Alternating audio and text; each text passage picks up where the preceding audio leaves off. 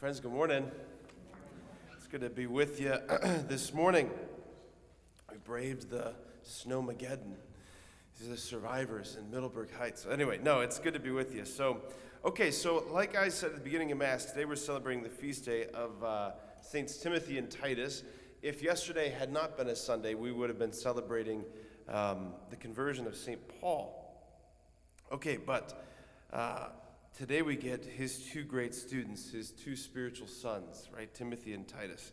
I love, by the way, how Paul addresses Timothy in the beginning of that letter where he says, my dear child. I love that. Just the thought that we're reading this correspondence 2,000 years later, and he begins it, my dear child, my dear child. It's really good, beautiful spiritual fatherhood right there. So these young men who Paul traveled with, whom he formed and he empowered to lead the fledgling community, the fledgling churches, they were overseers. In the Greek, they were episkopoids, where we get the title bishop or episcopacy. That's who they were. And these men, they were not like dropped from heaven with supernatural powers and charisma and genius, gifts and talents when it comes to organization. Like these were just ordinary men and probably very young men. Teenagers, late teenagers, early 20s. They were men whose hearts were flagging and wavering, who struggled. They had fears, they had insecurities, and we know that because of the letter that we just heard. We know that because Paul speaks directly to those realities when he's writing back to Timothy. One of the hard things about Paul's letters in the New Testament is that they're just one side of a conversation. Right? They're correspondence, but they're just one side of the correspondence.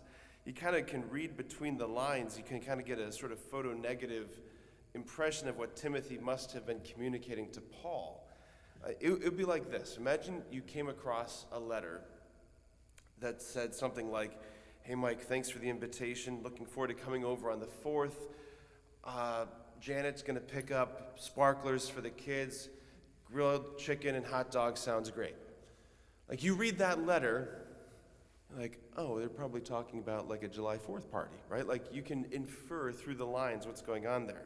So you can kind of read through the lines what Paul's saying to kind of, I don't know, grasp what Timothy's communicating to his spiritual father. Like what does Paul say? He says, I remind you to stir into flame the gift of God that you have through the imposition of my hands.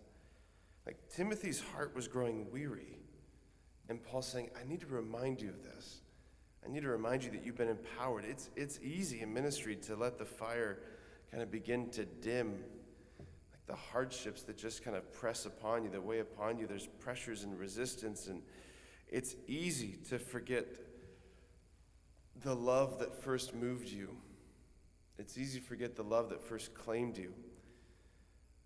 Paul's reminding Timothy, like, let your heart be touched again by that.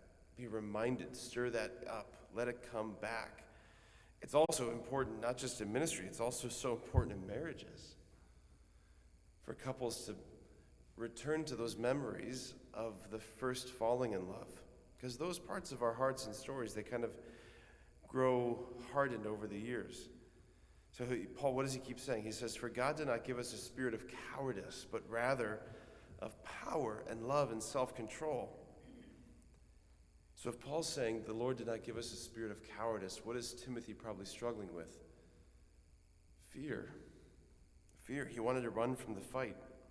He wanted to turn from the suffering. And I get it because it is daunting. I can't imagine the pressure, how daunting it must have felt for Timothy and Titus to, I don't know, like to get this right, the responsibility they felt, the temptation to rely on themselves. It must have been overwhelming. And Paul's saying, I want to remind you, you're not alone. You've been given the Spirit. You've been empowered to do something that's bigger than you.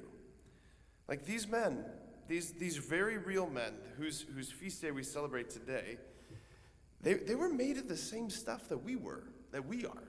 They're not like made out of designer humanity. They're just human, like you and me, with the same stuff that we've got. They were tempted like we are. They were challenged like we are. They encouraged each other like we ought to, right? They're our older brothers in the faith. And what they're saying to us today on their feast day is, it's worth it. it's worth it. Keep going. Keep going. It is so worth it.